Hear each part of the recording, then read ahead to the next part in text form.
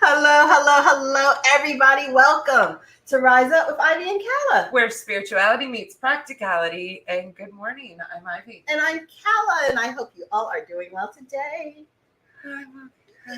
I bet you're doing well today. Ivy is a bit nervous because of the subject matter. Now I will tell a little bit of history.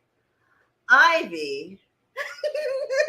Okay, and this is not for TV purposes. Just so you know, this is true. That we are real on this show. Ivy's a bit timid. Yeah. I mean, Shy when it comes to being intimate.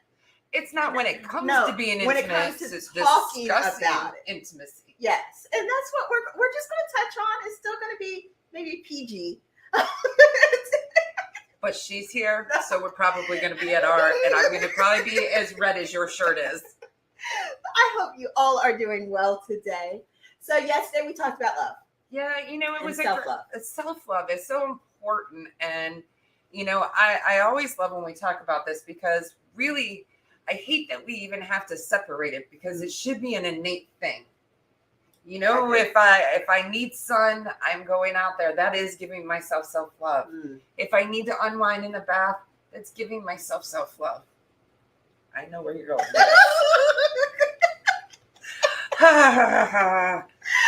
So, I think for me, self-love and self-pleasure goes hand in hand. And I think that is the way. Is it because you love to pleasure? Or is it you pleasure to love? Vice versa. Don't ask me. I didn't bring it up. I go both ways. Oh my gosh, I just see this conversation going so many wrong ways today. Now, so I was abused growing up. And there was certain things that I had to reclaim as an adult.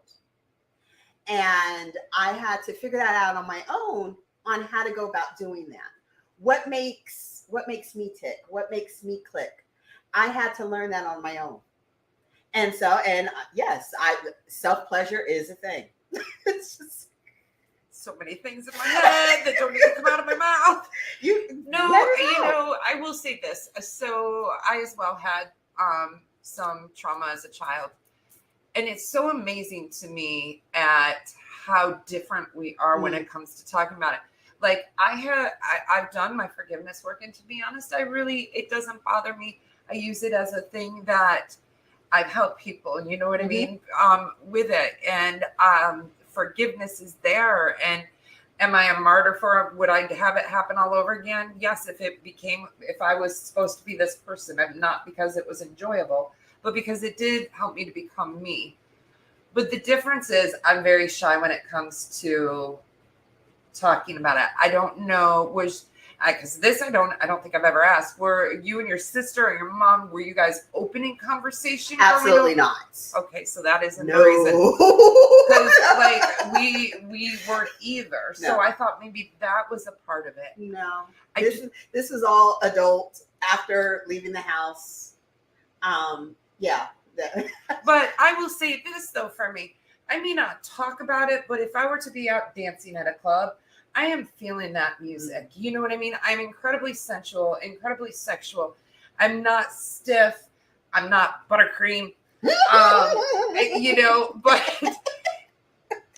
But I, for some reason, the verbalizing is where I struggle. Even I don't know why. Maybe it's because growing up, our family, we didn't call it a vagina.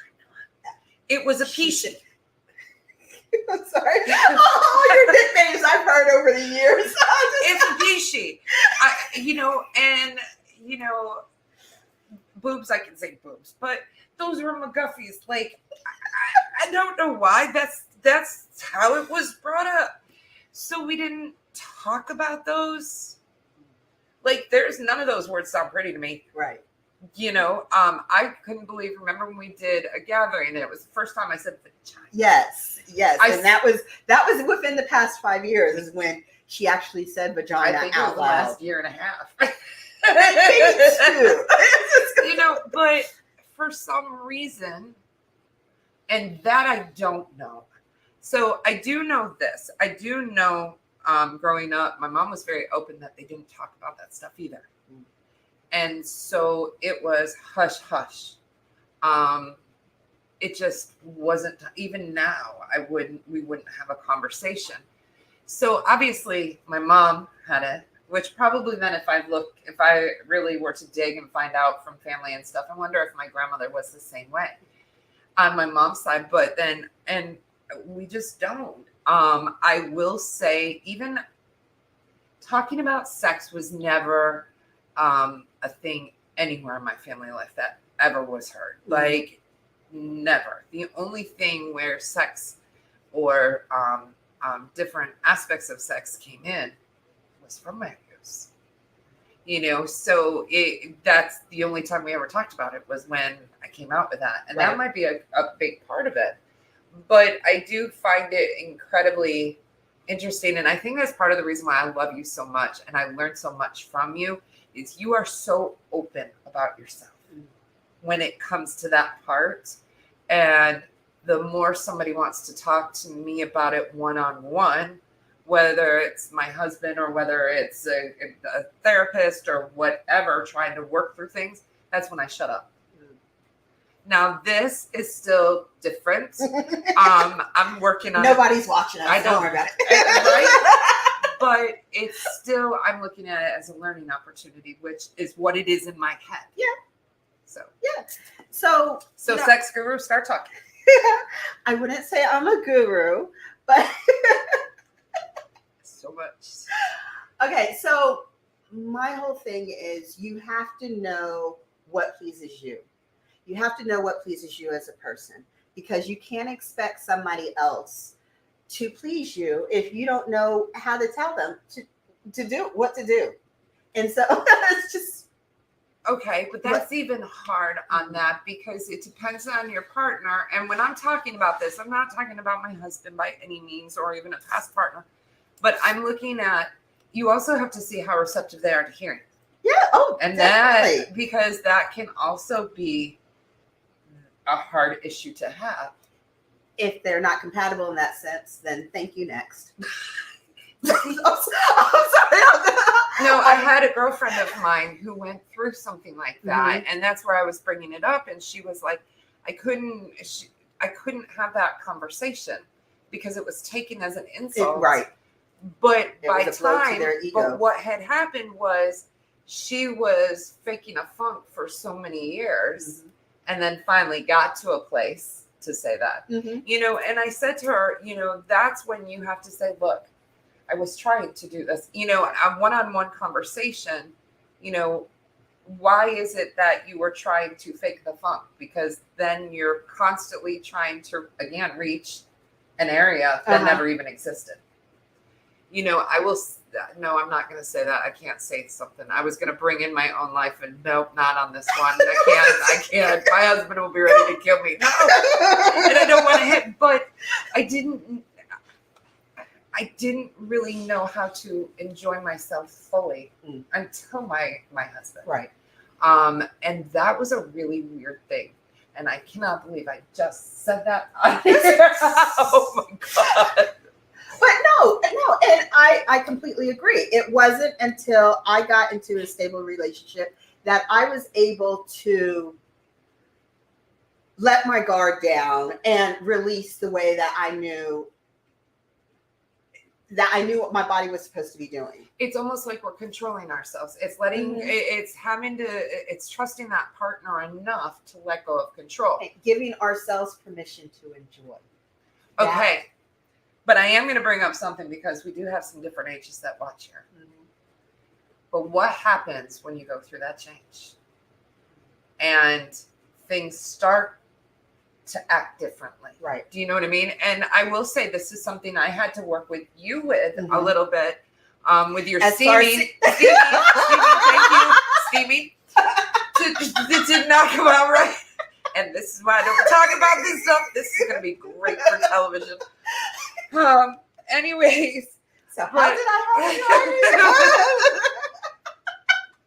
with steaming, and putting together things, but I even went to my doctor and I said, there is a change. Women hit that we go through menopause and there is a lack of stimulation. There is a lack of interest. Mm-hmm. There's a lack of comfort. Everything that and unfortunately, Cy and I are remarried. So it wasn't like we had this crazy life prior. Unfortunately, a few years after getting married is when I started going through some stuff. And I then felt incredibly not disappointed, but disappointing to my husband and to myself. We talked about the last 5 years. I started talking about it more with you and just starting to come out and say it. But in the last 5 years is where my insecurity has risen even more. And that, because of going through this change, we teach little girls, you're going to get your period and this is going to happen and you need to have safe sex and things of that nature. But nobody prepares us for the other side of sex, or the other side, the menopause. I'm at the age where my kids are older, so I'm not always listening for them. Mm-hmm. I'm at the age where they're not even home, so if I want to walk around naked with my husband, we can. But now I'm at an age where things are changing and I don't know how to make it better. My first thought was change things up. Do something that you haven't done before. Okay, that's my very first thought. Now, I'm speaking from somebody, I haven't gone through a change yet. Right. And so I will be looking towards you at some point. My problem is I feel like my body isn't working. And I can remember when my mom, and she's going to kill me if she watches this for this exact reason, when she went through her divorce from my stepfather and started dating again. And that became a conversation. I know we had a conversation on menopause. What happens? What if it doesn't work the way it was supposed to? What if this and I was like, Mom, it's all in your head. It's going to work. No, it isn't. There is a physiological body change and things are different. And I am one that will not take hormones because of what happened with my grandmother when she had taken them at a young age. So it's not like I can boost that. That's where your steaming comes in. Mm-hmm. But it's also about, this is where self-love has to kind of mix into the play, because even though my husband is very patient and very loving with me, there's that part that I am beating myself up and I am tearing myself down, because I guess it's like a guy having to feel like they're put on the spot to do something too, right? Would there be any difference? I don't think so. Because now we're putting that mental block of I have to, or just go into it of I'm not going to, which neither one of those are a great place to be. Yeah, I'm still learning. As I said, I'm still learning more techniques, let me rephrase that. How to guide those who have transitioned, or Crohn's, or whatever you want to call. Because honestly, some people can go through menopause at 22 years old because they've had hysterectomies. Right. That chemical reaction, is changed up. So it doesn't matter if you are my age, if you are 85, if you're 20, you still could be going through some of those changes. Experiment. I won't say have you, but I'm not answering. There is a plethora of different devices that for all different types of stimulations. Right. So find one that makes you click. Okay. Gosh, I feel like we're having sex therapy. No, but then again, as a woman, honestly, that wants to. God, I hope nobody I know is watching. I can assure you, nobody.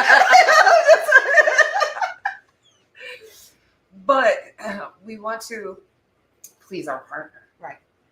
And again, part of that if I am using that instead of that, and that's no pressure from my husband. I assure you. Wow, this is so not how I expected the conversation to go today. I assure you, you are definitely pleasing him. Oh, sorry. I'm not talking to Ivy.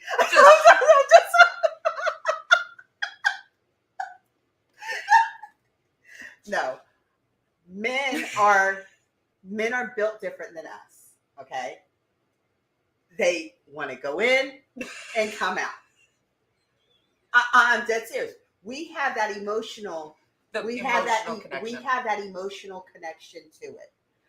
We make it more difficult in our head than what it needs to be. And it goes back to self-love, self-confidence, all of that, and being comfortable with, like, I love my age. I love every aspect of it, with the exception of that. What's wrong with double stimulation? I don't know. You use one thing, he's doing another. Well, Si, if you're watching this, she's giving you plenty of different things for us to do. Oh, my Lord. We're just using this as examples. But, you know, I do think there's so much pressure. But sex is such an important piece. It is. That intimacy, we need that. We as humans, we need that physical touch. We honestly do. And us as females, that physical touch and emotional, it goes, hey, we need the whole gamut. We are a lot more complicated. Yeah, absolutely. Whether we do it ourselves or not. But we do make things more complicated. We're in our minds. It's, you know, men are very physical. We are very mental. For me, this is where I put pressure. I was like, babe, put on a playlist. There was one point in time I was like, you know, music moves me. Why aren't you doing it? And then I was like, well, wait a minute. My enjoyment is for me. You know what I mean? Ultimately, so why am I waiting for him to do it when he's got this going on, and I'm sitting here? I can do that. I know what songs I enjoy, what songs move me. But again, I overthink. What if that's the wrong song? What if it's this? It's somewhere finding that comfort. And I do believe for me, it is more about changing ages and moving. You know, in my 20s or 30s, I think I was more open. Yeah. So where you are at now is someplace totally different than when you were in your 20s. It's about having to relearn a new part of me, and maybe not a part that in the beginning I really like, right? But that I learned to love. And that's why I mentioned about doing something that you haven't done before. You know, trying something new, trying something different, and you may enjoy it. I'm just saying.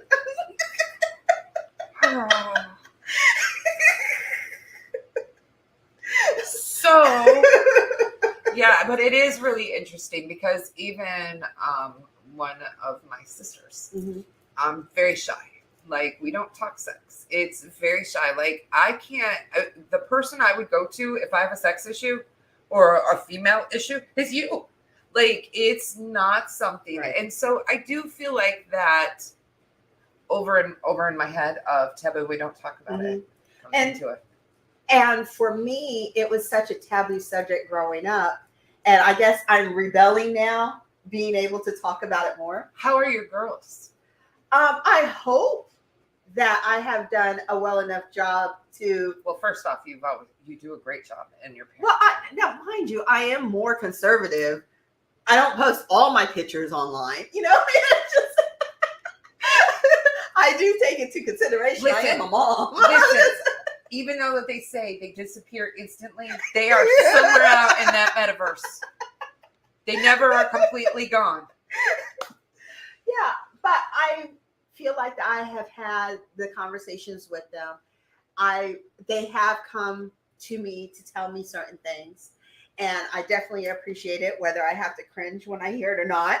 It's just But I do want them to have that open communication because it was something that I didn't have. You know, I will tell you this, like one of our boys, he's not shy at all. Like, I mean, he's conservative and like he doesn't just walk around or anything. Mm-hmm. He's got sweatpants on. But if there's a movie on and there is a sex scene, even if it's not showing a lot of parts, he'll just watch. Me, I'm dying.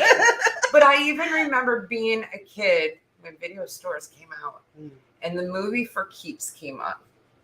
Okay. And it was with Molly Ringwald and someone, and she was a 16-year-old girl that got pregnant. Well, my dad owned a video store. So me and my stepbrother, my stepmom, and my dad would sit there and watch movies. And the intro to the movie is they're having, like where all the credits are, they're having sex. And then the little sperm goes to the egg. And it does that. My stepbrother jumped up, ran downstairs. I jumped up, ran into my room.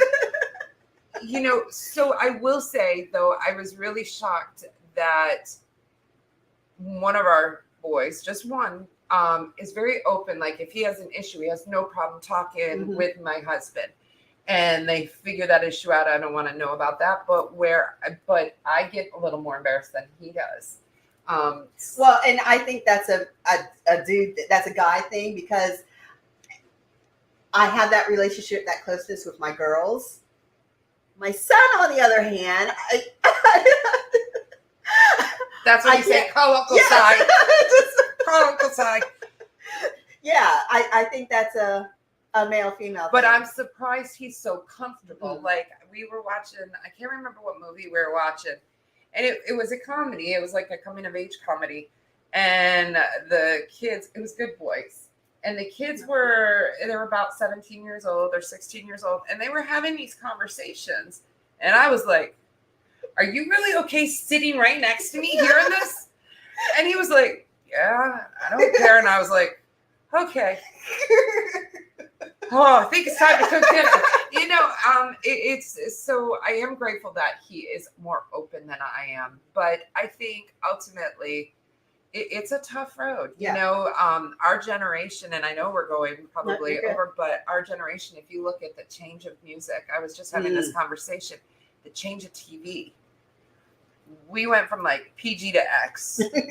You know what I mean? Like realistically, music. We went from hearing California Girls, you know, Beach Boys stuff to Naughty by Nature. You know, I'm just giving some different, there's just different music that we had changed. And I think it became more open and able to speak. Like I could sing a song and talk about sex all day long. That doesn't bother me. It's in rhyme. You know what I mean? So that's what we got to do. Put something in rhyme for you. All right. So come on. But, you know, but on the other side too, I think our generation, we definitely pushed the envelope when it came to being more outspoken about it through, you know, media, etc. Yeah. So I highly encourage, invest in some accessories. You have two hands. Those will benefit you. I'm trying to say it's G-rated. No, I think the G-rating is actually killing me right now. Yes, you have to. You know, it's not just down there, up here. It ties into breast exams. Especially if you don't have a partner, and you need to fill yourself up on a regular basis, and do that to one, health-wise, and two, pleasure-wise. There you go. Did you just say fill yourself up? I did. That was funny. That was funny. Do you need an example? No,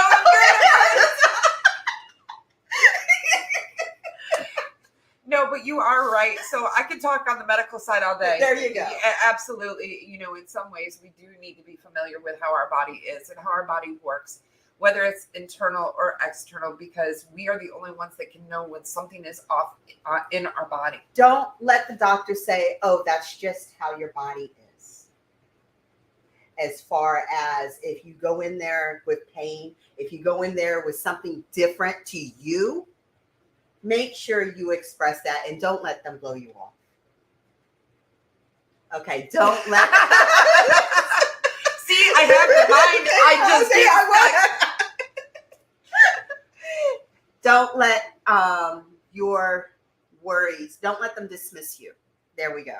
I think that is a really important thing. But, and I will say this, the one thing that I have begun doing is listening to tantric music in the bathtub. Again, we talked about self-love yesterday, but there are some times that I want to get into the mood. And again, women being mental, we have to find different ways. Right. If music is what moves me, start listening to tantric music, taking a hot bath, taking that time to feel sensual.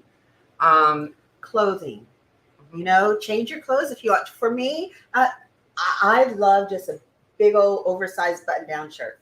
I'm not really into lingerie. It's uncomfortable. I like boy shorts and tank tops. There you go. I mean, that to me is just the kind of little, I don't want lingerie either.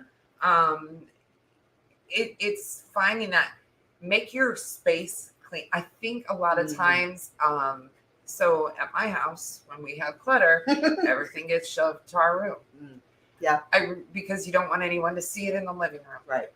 Well, then that clutters your mind. And how can you feel that sensual and that when you're looking at a teetotal disaster around you? I 100% agree on that one. Yeah. So invest in a king size quilt and just cover it all up.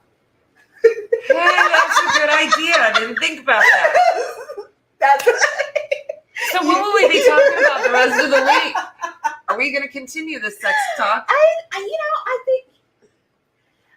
I honestly feel, we talked about self-love and we've talked about the sensuality and the self-pleasure because they do go hand in hand. Our confidence, we've discussed about our confidence. And so I don't know, should we continue on? I think we're going to think about it. I think that would be the best way. We're going to get our juices going. Or flowing. On that note, thank you so much for joining us. Rise up with Ivy and Calla. Where spirituality meets practicality. Many blessings and enjoy. Bye-bye.